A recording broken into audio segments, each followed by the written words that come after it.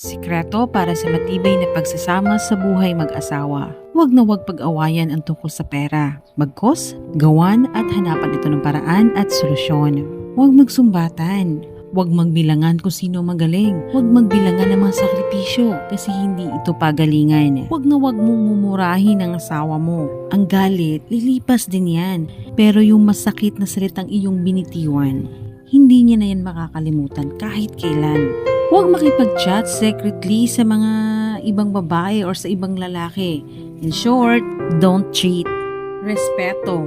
Irespeto ang partner mo. Tsak kapag di nawala yan yung pagre-respeto, magtatagal kayo hanggang dulo. And of course, last, put God in the center of your relationship. Dahil mas magiging matibay kayo, mas magiging mapagmahal kayo sa isa't isa. Lalong mag-grow po ang respeto at ang pagmamahalin nyo sa isa't isa pag merong Panginoon sa gitna na inyong pagsasama. Kung nakarelate ka sa usaping ito, comment down below. God bless you and follow for more.